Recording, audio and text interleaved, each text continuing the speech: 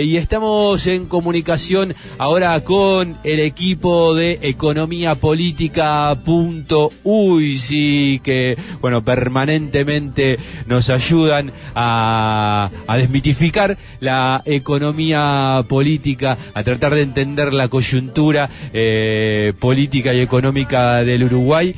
Estamos con Gabriela Cultelli, con Héctor Tajam, a quien le damos las buenas tardes. ¿Qué tal? ¿Cómo va? Muy buenas tardes, Andrés Correa lo saluda. Saludos, Andrés, saludos, oyentes. Muy buenas tardes. ¿Qué tal, Andrés? ¿Cómo estás? Ahí está, bueno, muy bien.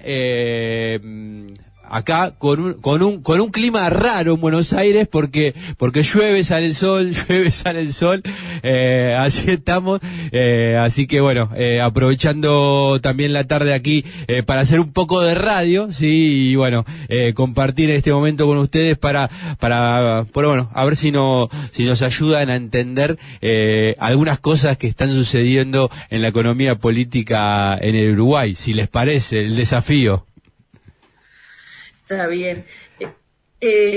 Lo que sí, una cosa, hay cosas que a nosotros también nos cuestan entender, ¿no? Como por ejemplo, lo que decían, ¿cómo era que se llamaba el oyente? Ahora no recuerdo. Eduardo, yo no sé si superan el 51% la imagen del presidente, porque esas cosas también son muy relativas y las verdades de esas encuestas son también muy relativas.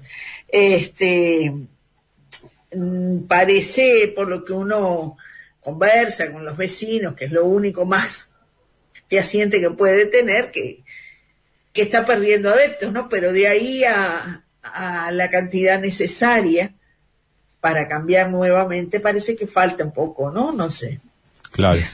Bueno, sí, esas son las encuestas que están saliendo y sabemos también muchas veces a quién le responden, ¿no? Hay algunos portavoces de esas encuestas que incluso han sido invitados a actos oficiales o a integrar comisiones de revisión histórica, etcétera. Alguno de ellos se bajó a tiempo cuando vio que en las redes sociales empezaba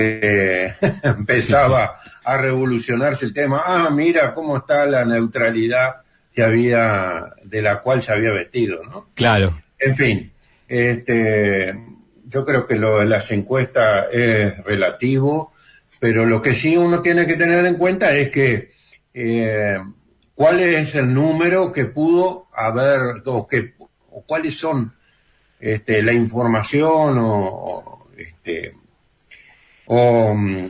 lo que está pasando en el Uruguay que pueda dar sustento a eso, ¿no? Y es muy difícil encontrarlo más allá de una campaña de vacunación que indudablemente estuvo afincada en el, digamos, en la base territorial que se había desarrollado antes de todo el sistema integrado de salud, ¿no? Clarísimo. Sí, campaña de vacunación que si hubiera empezado a tiempo, se hubieran evitado miles de muertes. Claro, en este sí, país.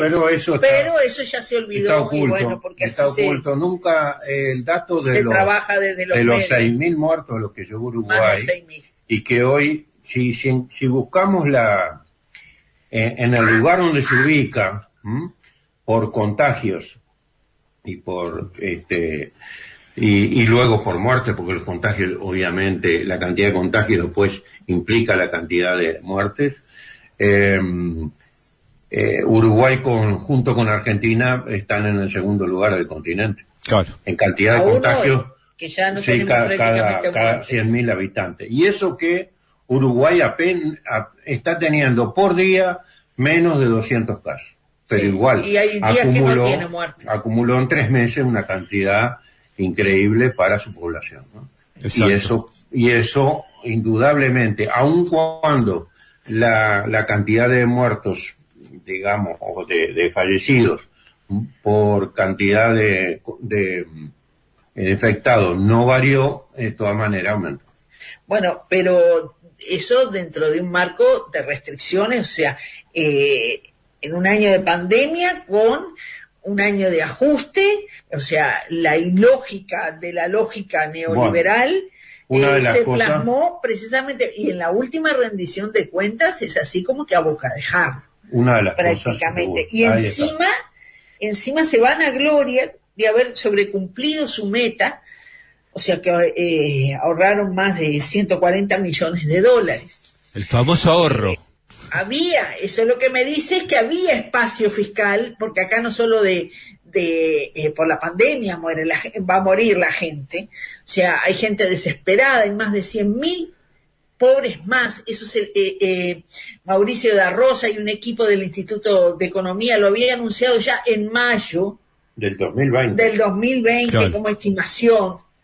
¿Tá? O sea, estaba anunciado, crónica de una muerte anunciada, como dijera Gabriel García Márquez. No se le hizo el menor caso, fueron 100.000, luego se comprobó en el 2020, y allí igual el ahorro ese se dio. El ahorro se da por concepto fundamentalmente de incremento de IVA, aquello que con el tema de las tarjetas, aquel tema con el IRPF y el IAS de principios de año. Ahí hubo, o sea, porque cuando hablamos de rendición de cuenta hablamos no solo de gastos sino de ingresos, ¿no? Uh-huh. Y los ingresos aumentaron por estas vías, ¿no? Y por el tema de las tarifas públicas, el incremento de las tarifas públicas. Lo otro que por ejemplo, que sí habíamos dicho desde el presupuesto, que eran prácticamente que no tenían sustento ninguno las proyecciones que se hacían, llevaba ahora en esta rendición de cuentas, y todavía hay que ajustar más, y se comprueba que también teníamos razón al principio de este año, llegó a bajar a la mitad las proyecciones previstas de 12% de crecimiento que tenía para el quinquenio. Ahora ya están hablando en esta rendición de cuentas de la mitad, 6,6, algo así. Es uno de los peores desempeños de América Latina.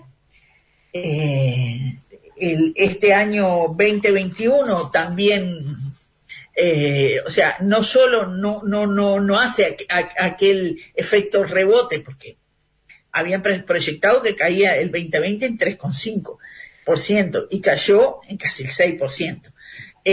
Planteaba un efecto rebote para el 2021. Eso no se dio, lejísimos. Apenas creció y bueno, quedó como uno de los países más rezagados de América Latina al respecto. Y eso tiene que ver con el recorte que se hizo también en inversiones públicas y en la falta de estímulo entonces al empleo y al propio y a la propia demanda interna. El salario fue sin duda la variable de ajuste que explica mayormente la caída del gasto público. El ahorro en salarios significó casi el 30% del total. Los gastos, otros gastos en gastos sociales, otro tipo de gastos sociales, hospitalarios, de salud pública, incluso de salud pública en términos de pandemia, en momentos de pandemia, gastos educativos, no solo por baja de salario, sino por recorte de horas, significó otro 30% más. Ahí tenemos ya un 60%. Y el otro 40% del recorte fue en inversiones públicas, con todo lo que ello implica. Más gente, había aumentado el desempleo, más gente hace y no se le aumentó un peso más.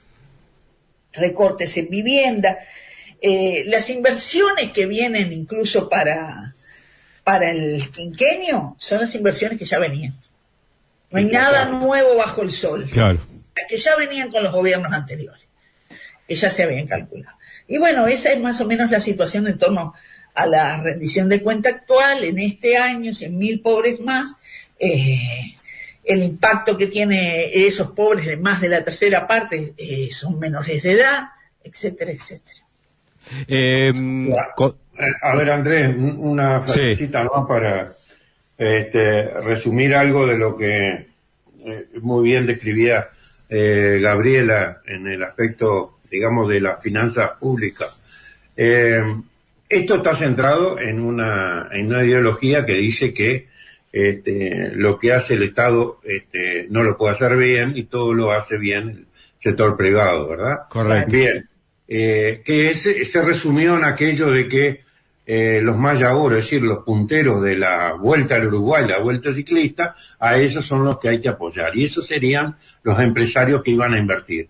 Pues lo cierto es que no han invertido nada y lo que sí han fugado dinero para el sistema financiero y vamos a ver qué se destapa todavía con los Pandora Papers, ¿no? No han invertido nada y lo único que se ha invertido que ha mantenido en cierta medida la inversión son las obras de UPM y el Ferrocarril Central, que es la que va a traer la celulosa hacia el puerto, que eso está previsto el año 2018. Consulta, Gabriela, Héctor, estamos charlando con el equipo de Economía Política.uy. Esto que mencionaban, ¿es parte de lo que se puede afirmar como la transferencia de recursos desde el ámbito público de trabajadores y trabajadoras privadas hacia las finanzas empresariales? Sí, claro, sí. En el tema de inversiones es muy claro.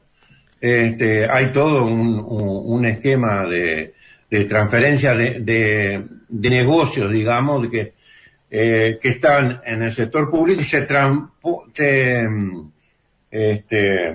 transforman en negocios del sector privado. Eso está sucediendo y lo más escandaloso de todo, como ustedes bien saben, ha sido lo del puerto, ¿no? Uh-huh. Se está dejando de lado incluso la soberanía de establecer y reglamentar dentro del puerto, no solamente en temas de tarifas, sino en cuestiones de cómo se trabaja y cómo se entiende la competencia dentro de los ámbitos portuarios y de la carga de contenedores.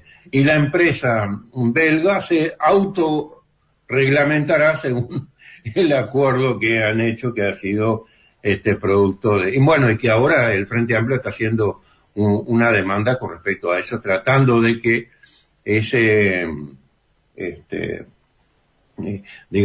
contrato quede invalidado. Sí, clarísimo. Con muchas contradicciones a cuestas, ¿no? Porque blanquean la definición de competir en el marco de los puertos de la Cuenca del Plata, cuando en realidad son aguas compartidas y en muchos casos se van a tener que pedir permisos y autorizaciones para por ejemplo, dragar 1 metro más el puerto de Montevideo, ¿no? El dragado, exactamente. El dragado es una cuestión de compartida. Y ahí hay un problema particular, es decir, está a 14 metros y hay instancias como que quisieran llevarla a 16 metros y eso hay que arreglarlo indudablemente con Argentina. Bueno, mal vendido, de forma ilegal y bueno, no sé qué más le queda. Y bueno, es que y hasta incluso anticonstitucional. La controversia con el herrerismo siempre ha tenido un problema con Argentina, ¿no? Con los gobiernos, otro con la apertura. Exactamente, con los gobiernos argentinos. El lacayismo en particular, ¿no? Y viniendo a uno de los temas que habíamos definido para hoy, Andrés, el de la plaza financiera. La calle en los años 90 ya impulsó una plaza financiera que exprimía capitales desde Argentina a través de la Sociedad Financiera de Inversión, la SAFI, que era un elemento muy flexible, que fue adaptado por la calle. Es decir, las SAFI habían sido creadas en el año 48, pero en el año 90 el gobierno de la calle la flexibilizó de todas maneras de que podían hacer cualquier negocio en el exterior sin ninguna limitación. Y allí comenzaron a hacer un instrumento de extracción de dinero, de capitales de la Argentina hacia los paraísos fiscales. Ahora hay otra, ahora resulta que... Mucho capital golondrina que como mismo vino se fue también. Claro, pero ahora no es que no les traen solamente dinero, les traen la gente y el dinero. A la de ahora es La de este lacayismo son las dos cosas. Es decir, ustedes lo vieron al presidente uruguayo, instalado allí en la televisión argentina, invitando a los argentinos a que vinieran al Uruguay, no solamente a traer su dinero, sino a vivir acá, porque les prometió lo que se llama una residencia fiscal. Es decir, aquí se está manejando un concepto distinto al de la SAFI, que es el de residencia fiscal. Entonces les prometió tener residencia fiscal en Uruguay, obviamente con prácticamente nulos o menores impuestos que los que pagan en Argentina. Entonces lo que está haciendo es, vénganse para acá, que aquí no van a pagar impuestos. Pero el asunto es que no solamente no pagan en Uruguay, tampoco pagan en Argentina. Claro. Porque al instalar la residencia fiscal aquí y Uruguay no grava el patrimonio en el exterior, entonces se desvinculan de sus obligaciones en la propia Argentina. ¿Te das cuenta que estos gobiernos neoliberales que manejan tanto el tema del déficit fiscal ¿no? Ahora resulta que están abonando el déficit fiscal en Argentina porque le están sacando recursos al Estado argentino. ¿Sí? Con nada prácticamente, porque lo que se les exige es una casa de $350.000, que incluso me molesté en mirar los precios de las casas por el barrio, bueno, no es gran cosa. Claro. Es un apartamento de Punta del Este. Sí, más o menos, y no muy grande. ¿Y qué más era? Y 2 meses.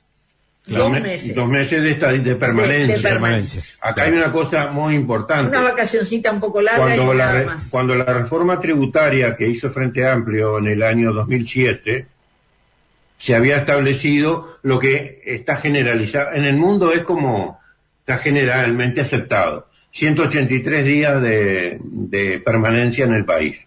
183 días, exactamente la mitad de un año. Digamos, ¿no? Y eso lo buscás, si te metes en Google y empezás a buscar residencia fiscal país por país, no vas a encontrar uno solo que haya reducido en 1/3, o sea, de 183 a 60, que haya reducido a eso. No encontrás 183 días. El único país que logré encontrar fue Estados Unidos, que tiene 183 días en 2 años y después unos múltiplos ahí extraños que dan poco menos de 183. Pero lo de 60 días es inaudito, no lo encontrarás. Entonces, claro, ya el país está en la lista gris de la OCDE, ¿no? Claro, de la Organización para la Cooperación y Desarrollo Económico. Pregunto, Gabriel. Sí. Gabriela, Héctor, nos queda poco tiempo, pero digo, ya que estamos hablando de la relación bilateral y en el marco de la apertura de las fronteras terrestres entre Argentina y Uruguay, entendiendo las dificultades que está atravesando el interior uruguayo, sí, con la cantidad de pobres, con la cantidad de desocupados. Digo, esta apertura en el contexto de la devaluación profunda que tiene la Argentina en su moneda, ¿qué es lo que puede traer aparejado y si hay alguna medida económica para paliar la situación que pueden vivir, sobre todo, digamos, estamos hablando del litoral uruguayo? Sí, realmente las medidas que se tomaron cuando sacábamos la cuenta, por un lado, ¿cómo se llama? Quitarle el IVA. Sí. No obligan a bajar los precios, no obligan a nada. No pagan IVA y eso no implica que vaya a haber alguna acción en los precios que pueda, en el mejor de los casos, ser un poco competitiva la cuestión. Las mercaderías vendidas de este lado de la frontera. O sea, prácticamente, y para empresas pequeñas y y medianas también había rebaja de los aportes patronales y alguna otra cosa más. Parece que la competitividad no se resuelve de esa manera, ¿no? No hay ninguna política que estimule la productividad, no hay ninguna política que ampare sobre todo a las pequeñas y medianas, a las más chicas que están por ahí. Yo no veo, no sé, Héctor, porque obvio, ¿cómo vas a competir con un dólar, o sea, con el tipo cambio, que ahora no me acuerdo cuál era la relación, pero hablando nomás del dólar oficial, sí, es muy grande. Es muy grande, claro. Sí. Y bueno, aquí a los mayaboros no se les puede bajar tanto el tipo cambio. Y bueno, subieron a 40 y pico allá a principio de su gobierno y ahí quedó. Sí, sí, entonces ahí en la frontera hay una problemática. Un gran problema, que ya lo sufrió la frontera. A mí me parece, con Brasil, sí, pero bueno. Sí, que se va, no sé cómo se va a ir, se va a ir acomodando a medida que la frontera comience a funcionar, digamos, ¿no? En forma normal. Salió esta ley que Gabriela describía, con algunos beneficios fiscales, en particular sobre el IVA y los aportes y los aportes patronales, pero las empresas, las pequeñas y medianas empresas ya dijeron que para ellos sí hay. Es totalmente insuficiente, ¿no? No, y eso lo universalizaron para toda la frontera terrestre. Cuando en Brasil no hay nunca hubo un problema diferente, digamos. Siempre la frontera con Brasil estuvo ahí prácticamente en un mismo tono. Ahora, con Argentina ya es... No hicieron diferencias ni por tamaño de empresa, ni no. General para todo. Nada. Como si fuera lo mismo. Entonces, un almacencito. Ahí va a haber que las medidas son insuficientes y va a haber que esperar a ver qué sucede. Porque el tema es cuando tú focalizas, ¿no? Si tú restas recursos de los más grandes, con el mismo dinero podés apoyar mucho más a los más chiquitos. Claro. Es de lógica. Uh-huh. Pero no, hay una cosa generalizada y punto. Panorama complejo, pero bueno, nosotros estamos aquí para tratar de analizarlo, de ver las situaciones y por supuesto, bueno, quedará en el contexto de las organizaciones del pueblo la resistencia, sí, por ejemplo, como va a ser el referéndum contra la ley de urgente consideración en Uruguay, la resistencia a este embate neoliberal. Y sí. Sí, está todo inscrito en eso, es decir, la discusión sobre la LUC no se refiere solamente a su contenido, que ya es muy perjudicial, ¿no? Sino que esta es una ley vigente, ¿no? Vigente desde, creo que junio del año pasado. Tiene casi 1 año y medio de vigencia, ¿sí? Y por lo tanto ya tiene también su prejuicio para la población. Hoy la población, por ejemplo, no sabe el mes que viene cuál va a ser el precio de los combustibles. No hay